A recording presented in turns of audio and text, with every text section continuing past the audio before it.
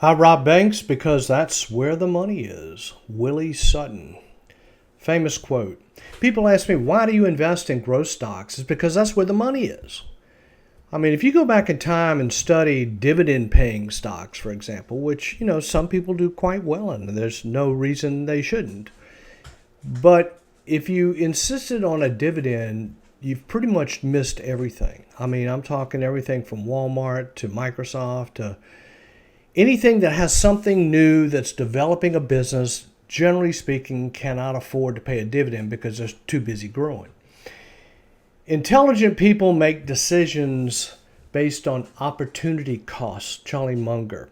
One thing a lot of people don't think about, especially people that are insisting on a buy and hold strategy, is that there is an opportunity cost. So here's an example. Since 2024, if you weren't in the AI trade or in a major tech exposed index, then you underperformed the market by 26%, coming in at 16% versus 42%. So you can see here, this is the S&P excluding AI stocks. This is the S&P with AI stocks. So this is a 42% return since early 24. So the opportunity cost of, say, sitting in a Coca-Cola or sitting in a stock that's underperforming, there is a cost. We'll take a look at an example.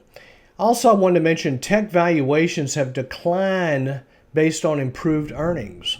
So as the good earnings come in, the PE ratio comes down. So you can see here that, the 25-year IT sector, internet technology sector, averages about 20.3. So we are somewhat in an overvalued situation, but it's definitely come down from the peak. So here's an example of Apple. I'm taking Apple and I'm starting it in 2001. And I'm comparing it, let's say you were a buy and hold of Disney, which has been a total dog. But the difference is dramatic. I mean, as you can see here, as the market has made this remarkable climb here. Now realize, since 2000, basically since the year 2000, the market is up sevenfold. Now, with Apple outperforming Disney, it's like 3 times as much. So opportunity cost is something to think about. So take a look at the latest market. You can see here now I'm using the QQQ instead of the NASDAQ because I can get intraday volume. You can see volume is not outstanding today. It really hasn't been very good for the last 4 days. So you can see here we've had somewhat of a pullback, nothing major, holding the major moving averages. So the QQQ looks fine, but in a pullback. The S&P 500, same thing. You can see we've kind of had some sloppy volume in here, not really getting any kind of breakthrough today. So we're just basically consolidating. We're pulling back. This looks totally normal.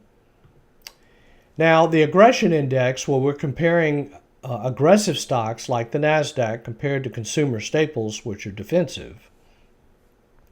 We started to see the same pullback in this particular indicator. But today we're somewhat stabilizing. This has been a great indicator. I can't say enough good about it. Unemployment is fine. I mean, we really don't have a problem here with the economy. There's plenty of jobs. So unemployment rate at 4.3 historically has always been kind of a good place to be.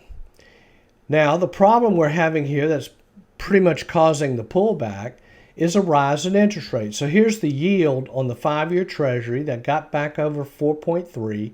You can see here our power index, which is designed to give us somewhat of a heads up on what's going to happen here with the Federal Reserve. So it looks like to us, if anything, the Fed may raise rates and not cut rates based strictly on this indicator. That can change next week.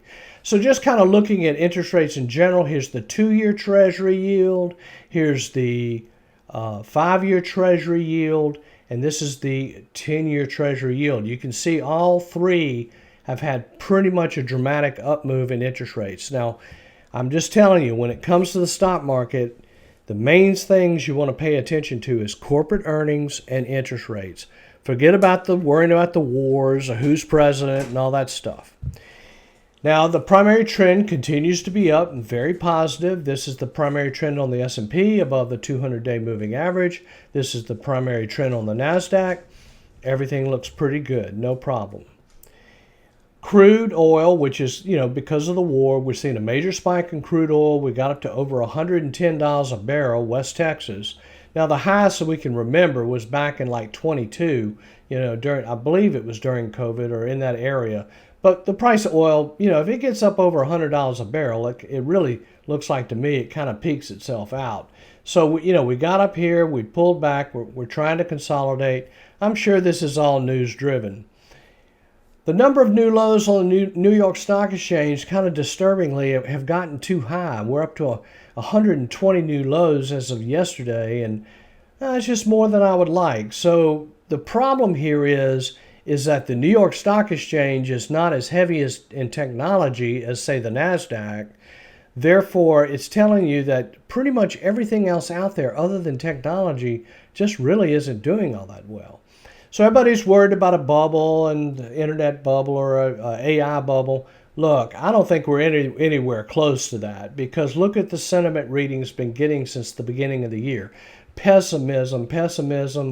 Okay, we get a little bit of optimism in here, a little bit of optimism, but overall we're seeing just a very pessimistic survey here, which I've never seen a major bubble form when everybody was pessimistic. It always forms when you got like the Nifty 50 or the .coms, where everybody, including the Shishine boy, is giving stock tips. So if you have any questions, please let me know. Thank you very much.